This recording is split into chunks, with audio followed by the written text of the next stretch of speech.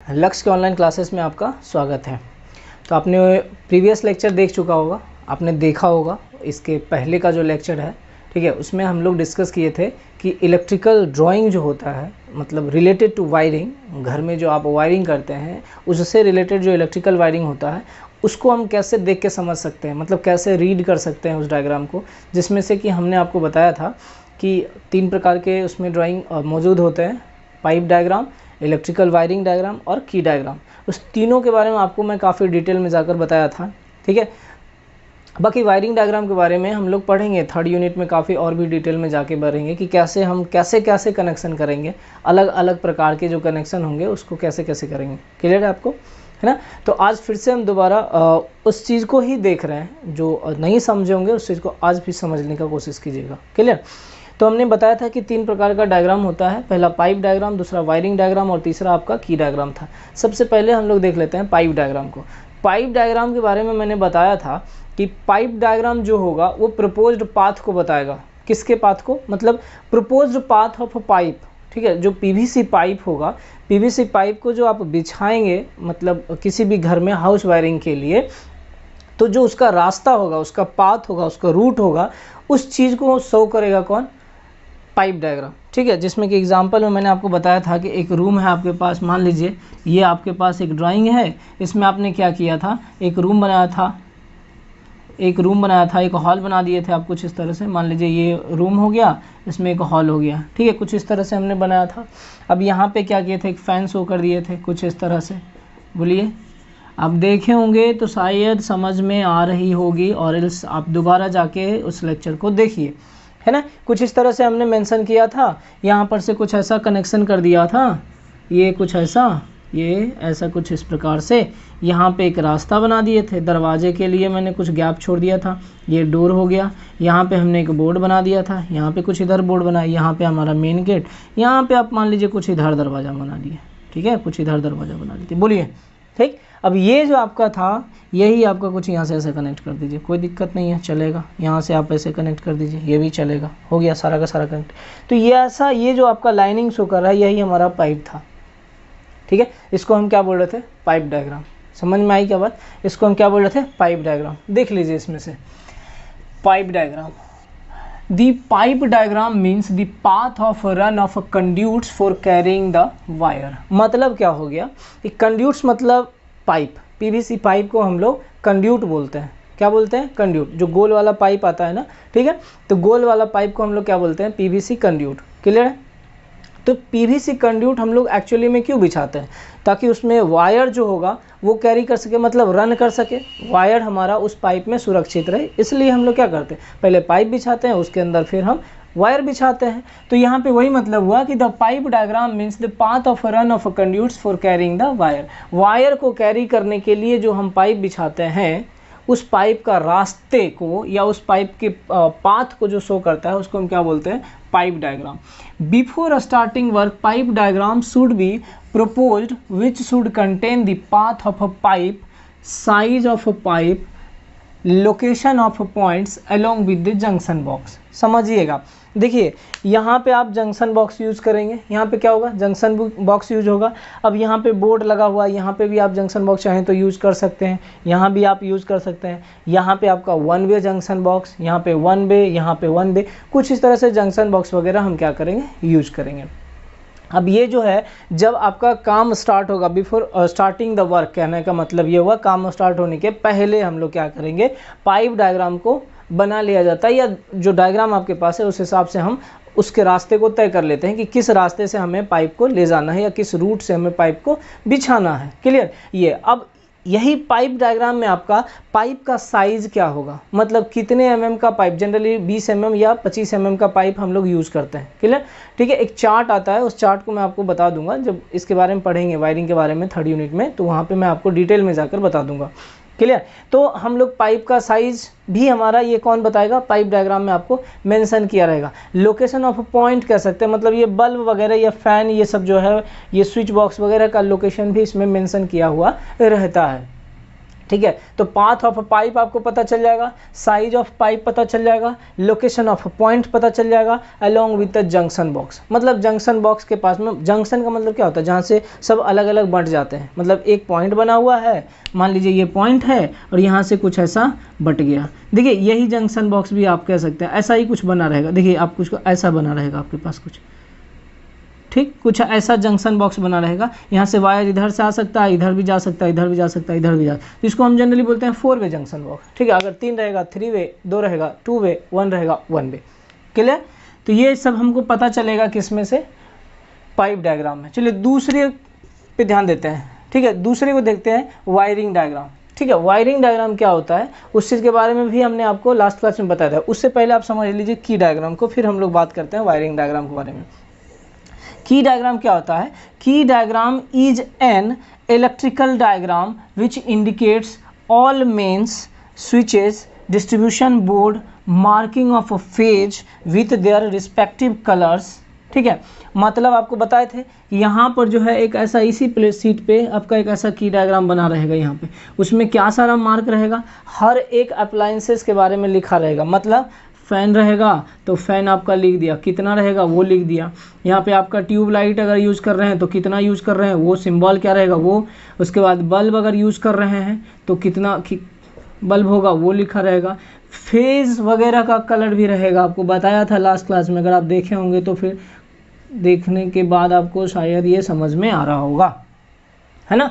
Phase वगैरह का भी। अब देखिए यहाँ पे और भी चीज़ ऐड किया हुआ है, all main switches. Main switches हमारा यहाँ पे होगा तो यहाँ पे मेंशन किया रहेगा कि मेन स्विच कितना होगा, है ना। या जो और भी घर में यूज़ कर रहे हैं स्विचेज, जैसे यहाँ पे आप डिस्ट्रीब्यूशन बॉक्स यूज़ करेंगे तो उस डिस्ट्रीब्यूशन बॉक्स की संख्या कितना होगा, ये सब आपका पता रहेगा। इसका रेटिंग वगैरह जो रहेगा, ठीक है, वायर में कितना एम्पियर का वायर है आपका, जो कितना एम्पियर करंट फ्लो कर सकता है, सॉरी कितना एमएम का वायर है, उसमें कितना करंट फ्लो कर सकता है। अब यहाँ पे सॉकेट रहेगा, बल्ब रहेगा, ये सब का क्या रेटिंग है, ये सारा कुछ मेंशन रहेगा किसमें, आपका की डायग्राम में। Clear?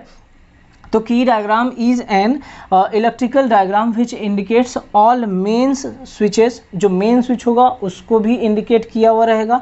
Distribution board, distribution board जहाँ से कि सारा चीज़ डिस्ट्रीब्यूट किया जाता है। मतलब घर में जहाँ से आपका मेन दरवाज़ा होगा वहाँ पे एक बड़ा सा बोर्ड बना रहता है, उसी बोर्ड से सारे जगह पे आपका सप्लाई भेजा जाता है, तो उसको हम बोल रहे हैं क्या, main distribution board. Marking of a phase with their respective colour.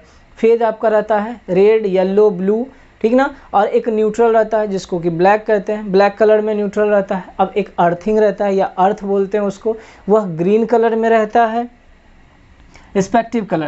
It should also indicate the rating of a switches, distribution board, size, etc. ये स्विच का रेटिंग भी पता रहेगा, 5 एम्पियर का स्विच है, 10 एम्पियर का है, 15 एम्पियर का है, कितने एम्पियर का स्विच हम यूज़ कर रहे हैं, सब कुछ आपको कहाँ पे मेंशन मिलेगा, आपको की डायग्राम में। क्लियर है? ये 2 डायग्राम तो आपको समझ में आ गया होगा, की डायग्राम और फिर पाइप डायग्राम।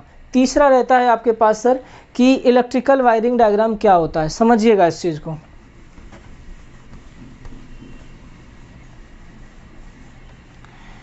ठीक है, इलेक्ट्रिकल वायरिंग डायग्राम के बारे में आप समझ लीजिए। इसके बारे में भी मैंने आपको बताया था कि इलेक्ट्रिकल वायरिंग डायग्राम क्या होगा। ये सारे अप्लायंसेस जो होंगे, जितने भी इक्विपमेंट आपके घर में लगे हुए हैं या लगाने हैं, उन सब के बीच का जो कनेक्शन होगा उसको किस चीज़ में दर्शा सकते हैं या किस चीज़ में देखा जा सकता है, तो इलेक्ट्रिकल वायरिंग डायग्राम में। क्लियर है?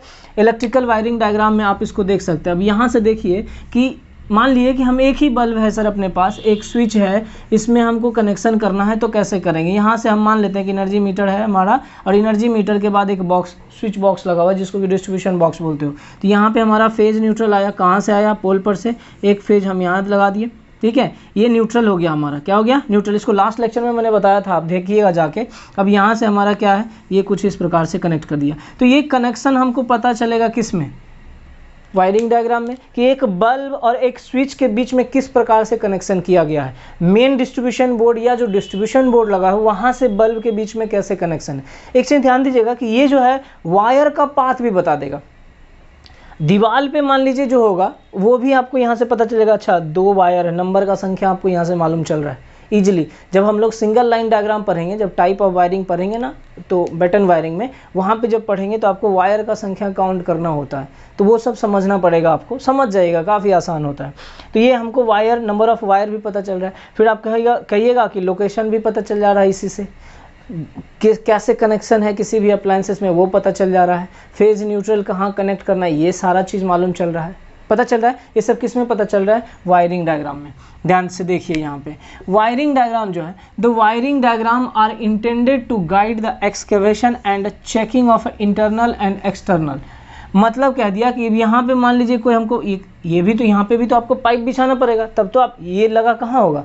दीवार पे। ये छत में तो नहीं होगा, क्योंकि छत में रहता तो छत का तो ऑलरेडी बना हुआ था, तो ये तो लगेगा बल्ब जब कभी दीवार पे, और दीवार से स्विच के बीच में कनेक्शन करने के लिए भी हमारा पाइप होगा। तो पाइप को बिछाने के लिए भी हमारा क्या होगा? दीवार को काटना पड़ेगा, एक्सकेवेट करना पड़ेगा, खुदाई जिसको बोलते हो, तो उसको काटना पड़ेगा। तो यहाँ से आप इजीली पता चल सकता है आपको कि हाँ कैसे, किस रास्ते में हम बोर्ड से बल्ब के बीच में कनेक्शन ले गए होंगे। समझ में आ रही बात? ये चीज़ आपको पाइप डायग्राम में भी पता चल जाएगा, इसमें भी आपको मालूम चल जाएगा। तो ये भी हमको इजीली फाइंड कर सकते हैं आप कि इस स्विच बॉक्स से इस बल्ब के बीच में आप कैसे ले जा सकते हो कनेक्शन। ठीक, तो यहाँ पे हो गया ये जो excavation and checking of internal and external, या फिर both connections of an installation. देखिए यहाँ पे इंटरनल और एक्सटर्नल से एक्सटर्नल कनेक्शन का क्या मतलब हुआ कि टाइप ऑफ वायरिंग की बात कर रहे हैं। एक तो दीवार के अंदर होता है वायरिंग, ठीक है, एक दीवार के अंदर और एक दीवार पे किया जाता है। ठीक है, क्या होता है कैसे होगा इसके बारे में मैं आपको बताऊंगा। ठीक, तो दीवार के बाहर होता है और एक दीवार के अंदर होता है। तो दीवार के अंदर और दीवार के बाहर जब दोनों साइड रहते तो दोनों में भी आप पता कर सकते हैं, या फिर अगर इंटरनल है तो इंटरनल भी पता चलेगा, या फिर अगर घर में आपके एक्सटर्नल वायरिंग किया है तो एक्सटर्नल का भी पता चल जाएगा। तो उसी की बात कर रहा है कि एक्सटर्नल या फिर both connections of an installation. जिस तरह से आप किए होंगे, या तो इंटरनल या तो एक्सटर्नल, या हो सकता है कि दोनों आप किए होंगे। दोनों कहिएगा कैसे कि मान लीजिए शुरुआती में आप कर लिए होंगे, छत में डाल दिए होंगे, बाहर प्लास्टर करवा दिए होंगे, दीवार पे नहीं किए होंगे तो फिर आपको क्या करना पड़ेगा? बाहर से करना पड़ेगा। वो भी आप कर सकते हैं। ठीक, डिपेंड करता है कि आपको घर का सजावट कैसा रखना है। All wiring diagrams shall indicate clearly in plan the main switch board. अब देखिए यहाँ पे आपको पता चलेगा ये मेन स्विच बोर्ड यहाँ होगा, यहाँ से कैसे कनेक्शन दिए होंगे ये भी आपको मालूम चल जाएगा। ये स्विच बोर्ड है, यहाँ पे भी आप कनेक्शन दिएंगे, ये मालूम होना चाहिए, और ये मालूम रहेगा किस में? वायरिंग डायग्राम में भी आपको पता चल जाएगा। ठीक, तो main switch board, the run of various mains. Various mains का मतलब, अब मान लीजिए कि ये तो एक बल्ब था, अब मान लीजिए ऐसा मान लीजिए कि 4 फ्लोर है, 5 फ्लोर है, आपके पास घर बनाए हैं या कोई अपार्टमेंट है, वहाँ पे देखिए बहुत सारे फ्लैट रहते हैं, तो सारे फ्लैट के लिए अलग अलग कनेक्शन करते हैं हम लोग, है ना, अलग अलग कनेक्शन करते हैं। तो ये जो मेन्स यहाँ जो आपका है, यहाँ से हम कैसे सप्लाई भेजेंगे अलग अलग फ्लैट के लिए, वो सारा कनेक्शन हमारा कहाँ मेंशन होगा? वायरिंग डायग्राम में। Clear? The run of various mains and position of all points and controls. हर एक पॉइंट्स एंड पॉइंट्स का मतलब देखिए हम बोल रहे हैं, या तो इसको भी आप पॉइंट बोल सकते हो कि अच्छा यहाँ पे बल्ब लगा है, ये हो गया, या आप इसको भी एक पॉइंट कंसीडर कर सकते हो, दोनों में से किसी एक को, या तो आप इसको एक पॉइंट बोल लो, इसको, या मतलब लोकेशन कहने की बात है। पॉइंट कहने का मतलब लोकेशन, कि हम लोग लोकेशन पता कर लेंगे, है ना। तो वही चीज़ है, run of various mains and position of all points and controls, connections of all appliances used in home. घर में जो भी होगा उसके बीच में आप कैसे कनेक्शन करेंगे, किस प्रकार से कनेक्शन करेंगे, ये सारा चीज़ आप पता कर सकते हैं किसमें?